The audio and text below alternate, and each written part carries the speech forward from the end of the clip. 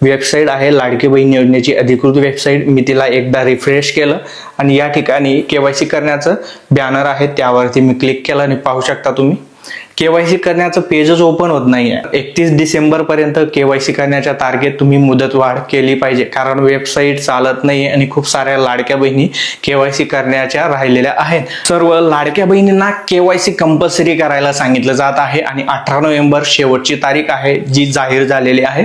पण आज मी एका रिलेटिव्हची केवायसी करत होतो आणि तुम्हाला लाईव्ह दाखवतो। आता हा मोबाईल आहे, वेबसाईट आहे लाडकी बहीण योजनेची अधिकृत वेबसाईट। मी तिला एकदा रिफ्रेश केलं आणि या ठिकाणी केवायसी करण्याचं बॅनर आहे, त्यावरती मी क्लिक केलं आणि पाहू शकता तुम्ही केवायसी करण्याचं पेजच ओपन होत नाहीये। आता उरले आहेत तुमचे 13-14 दिवस आणि 13-14 दिवसात हे 2 दिवसापासून असा कार्यक्रम चालू आहे वेबसाईटचा।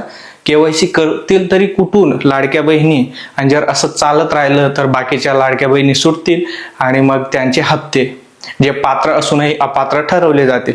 मग त्यात माझं एक म्हणणं आहे, जर का महिला व बालविकास विभागामधून कोणी हा व्हिडिओ पाहत असेल तर 31 डिसेंबर पर्यंत केवायसी करण्याच्या तारखेत तुम्ही मुदतवाढ केली पाहिजे, कारण वेबसाईट चालत नाही आणि खूप साऱ्या लाडक्या बहिणी केवायसी करण्याच्या राहिलेल्या आहेत।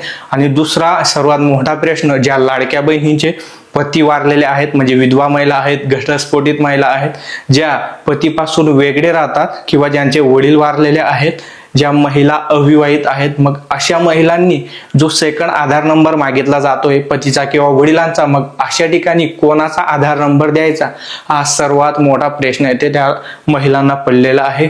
आणि अजूनही महाराष्ट्र सरकारकडून म्हणा किंवा महिला व बालविकास विभागाकडून अधिकृतपणे यावरती कोणीही सांगितलेलं नाही किंवा शासन निर्णयात याचा उल्लेखही नाही। मग अशा परिस्थितीत काय करायचं? आता तुमचे 13-14 दिवस बाकी आहेत आणि आम्ही जे व्ह्युअर्स आहेत आमचे, जी इंस्टा फॅमिली, फेसबुक फॅमिली किंवा यूट्यूब फॅमिली, आम्ही सांगत होतो की सरकार याच्यावर काहीतरी तोडगा काढेल। न्यूजपेपरमध्ये येतंय, न्यूज चॅनल्समध्ये येतंय, परंतु यावर अजूनही काही तोडगा नाहीये। तर विनंती आहे आपल्या महाराष्ट्र सरकारला, यावर काहीतरी तोडगा काढा, काहीतरी ऑप्शन द्या, जेणेकरून अशा ज्या लाडक्या बहिणी आहेत तर त्या त्यांची केवायसी सुखरूपपणे करू शकतील।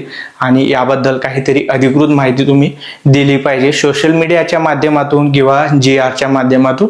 आणि याबद्दलच हा व्हिडिओ होता। आवडला असेल तर लाईक करा, हा व्हिडिओ जास्तीत जास्त शेअर करा, जेणेकरून एखाद्या सरकारी कर्मचाऱ्यापर्यंत, विभागापर्यंत, आदितीताई तटकरेपर्यंत हा व्हिडिओ पोहोचला पाहिजे। आणि असेच महत्त्वाचे व्हिडिओ पाहण्यासाठी चॅनलला सबस्क्राईब आणि फॉलो करा। हा व्हिडिओ शेवटपर्यंत पाहिला असेल तर तुमच्या सर्वांचा धन्यवाद। असेच व्हिडिओ मी तुमच्यासाठी घेऊन येत राहील, त्यामुळे चॅनलला सबस्क्राईब आणि फॉलो नक्की करा।